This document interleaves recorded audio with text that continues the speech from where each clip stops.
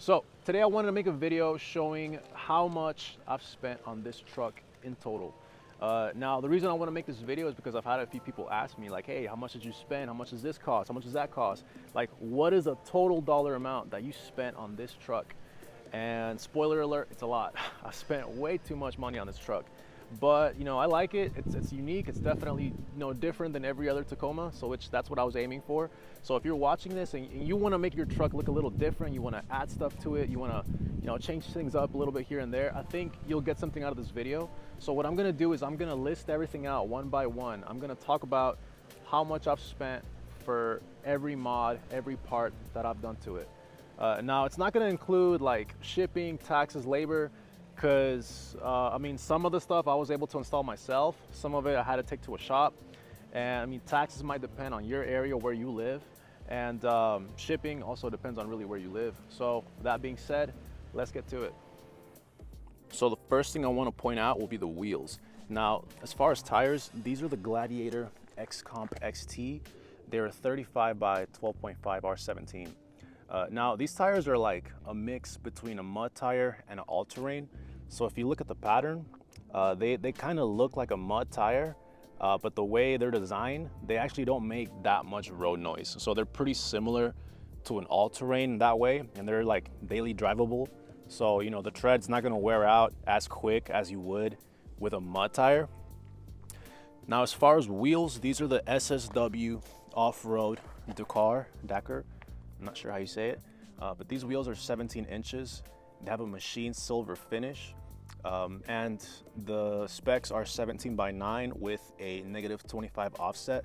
So if you look, they do poke out a little bit, and that's just the way they are. That's just because the wheels are designed to poke out a little bit with the offset. So there's no spacers, there's no spacers that I'm running for these wheels. That's just how they are. Now, moving on to suspension, the first thing I want to point out are these rock lights. So these are the Lasfit switchback rock lights. What's really cool about them is that you can switch between amber or white. And I went with the 8-pack, so 2 per wheel well. And if I remember correctly, I think these were like $200, out the door, taxes, shipping, and everything included. So not bad. I mean, I've been pretty happy with them so far. But now as far as control arms, these are the JBA HD upper control arms. Before, I actually used to have SBC upper control arms, and they just kept going bad. I had a bad experience with them. So after like 3 times of having to replace the ball joints, I just got tired and ended up going with these right here. So far, I've been happy with them, no issues. But these were $800. So not cheap, but so far, no regrets. Now, as far as lower control arms, these are actually the Moog lower control arms.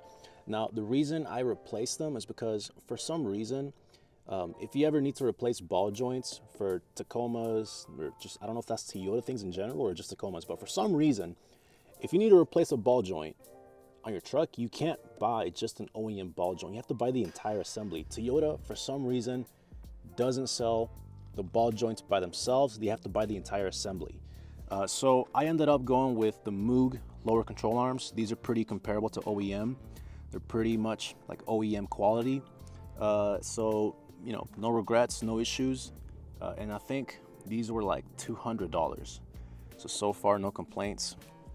Now, as far as these shocks, these are the Bilstein 6112. I've had them for like 3 years. They've held up really well. They've been good to me, but they do ride pretty stiff. And currently they're set to 2.5 inches of lift. So this truck as it sits is 2.5 inches taller up front. And for these shocks, I paid $650 for the pair. So moving on to the rear, there's really not a whole lot going on.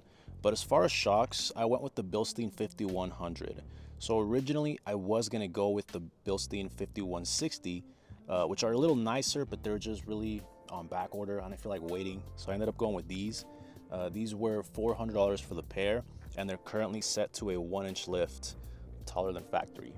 Now, as far as the leaf springs, these right here are the Icon Add-A Leaf springs, and these were $265. Now, honestly, there's a lot of parts on this truck that I just got from eBay. So for example, this grill, this is actually a Tacoma TRD Pro grill. Now, if you were to look at a dealership and get it from a dealer, they're like $400. But this, I got it for 130 off eBay, so not bad. I mean, it looks just as good, if not identical, to one you would get at a dealership. Now, as far as the window tint, this is 35% on the windshield and 15% all around. Now, for this altogether, I paid, I think, $300, like $280, something along those lines. But now for these taillights, these are actually the original Tacoma taillights. I just had a body shop black them out a little bit and smoke them. So I think it goes better, it looks better, and they're definitely cheaper than getting new taillights, which I might do in the future, but for now I'm okay with this. I'm happy with it.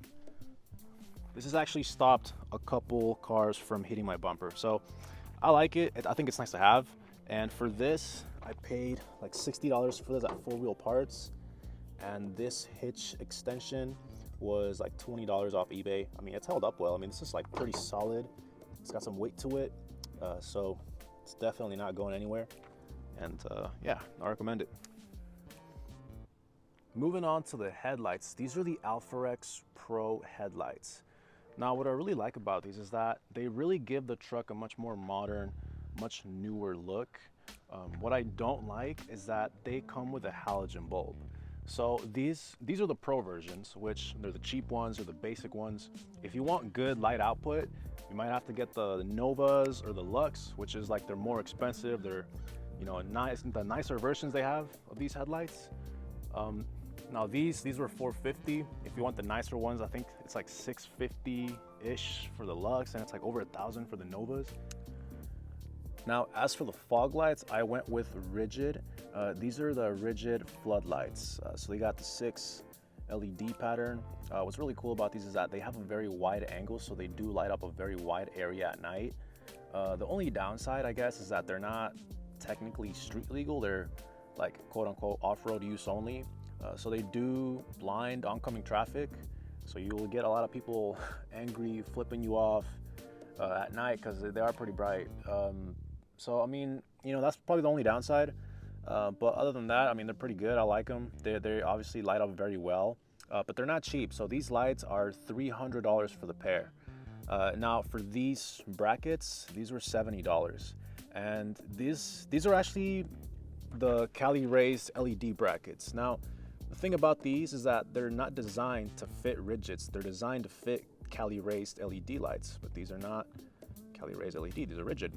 So what I had to do was I had to have a buddy customize them, cut them, and weld them so that they could fit these rigid LEDs. And I love them. I have no regrets. They're not cheap, but they're definitely worth it. You can see really good at night. Now, as far as ditch lights, these are the rigid side shooter.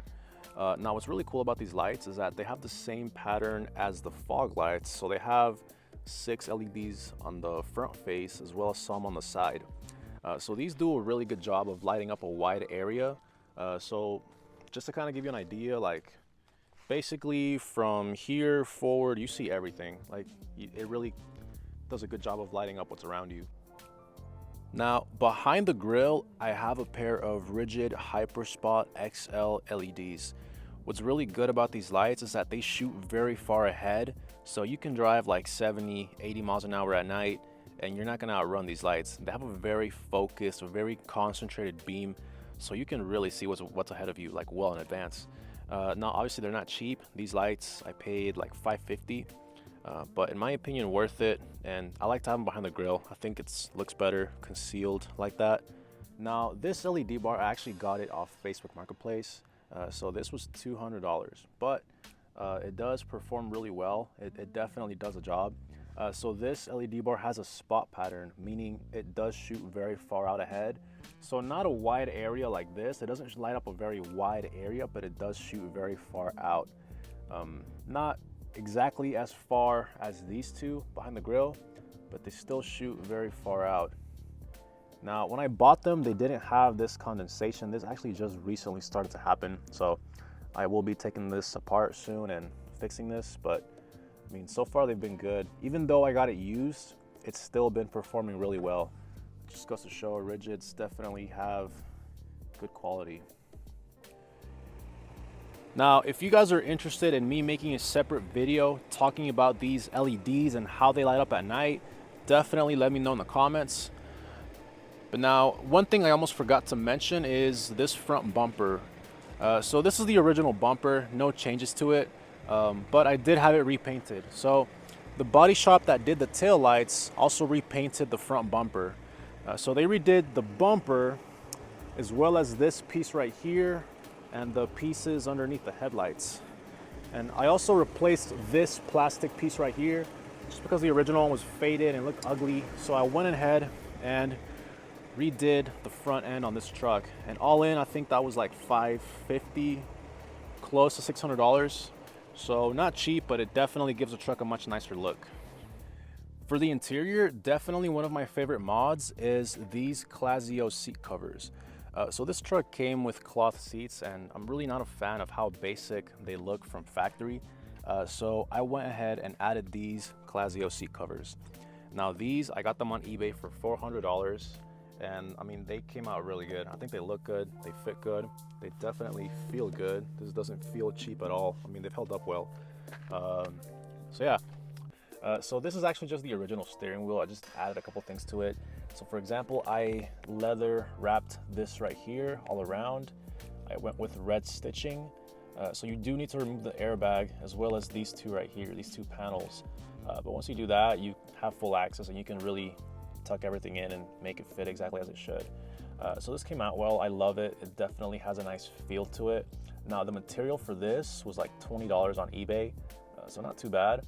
And now for this, these two are actually just like covers that sit on top of the original OEM trim. So obviously it's not real carbon fiber, it's just like pretend carbon fiber. This was, I think, $25. And this right here is an overlay. So it's like a sticker almost. This basically just sticks on top of the original Toyota logo. I think this was like $15. So all together, this steering wheel costs like $50. It definitely takes time, but it's worth it. I think it really gives your interior a nice feel. Now, something that's definitely a nice touch is this center console and this shifter. So this shifter, I got it off eBay. It was $20, and I think it really matches well with the carbon fiber, pretend carbon fiber on the steering wheel. And then this actually originally used to be gray. So similar to this gray trim on the AC vents, this used to be that same color. Now I just sanded this down and spray painted it and took my time with it, and I think it came out okay. So this was like maybe $20 to complete, and then the shifter was $20. I also got this on eBay. It was like $30. This just sits on top of the original trim, and I just think it's a nice touch. It goes well with the carbon fiber on the steering wheel, and the shift knob goes into the back doors as well. It's just little touches like that here and there that I think make the interior tie in a little bit better. So I began to add everything up and do the math, and it really blew my mind because parts alone plus painting the front bumper is probably like $8 grand, like right around $8,000, which to me that's a lot of money. Now if you add in labor, taxes, shipping for a lot of this stuff, I'm probably like right around $10,000 into this truck. Which to me, that's a lot of money. Maybe you're watching this, you're rich, you got money. Maybe to you, $10,000 is peanuts, but to me, that's a lot of money. So that being said, this video is not in any way like a flex. This is not like, look at me, look how much money I've spent. This is more just to highlight how expensive like this hobby can really get, because it is a hobby and it's not a cheap one. So if you're watching this, I really hope you get something out of this video. I hope this was helpful in some way. The ironic part about all of this is that I bought a two-wheel drive because I didn't want to pay the extra money for a four-wheel drive. And here I am spending $10,000 on a two-wheel drive. So mistakes were made. That being said, I have learned. My next truck will be a 4x4, but for now, I've got a two-wheel drive with 10K in parts, or mods total. So that being said, let me know what y'all think of this video. Leave something in the comments below, hit the like button, and y'all stay blessed.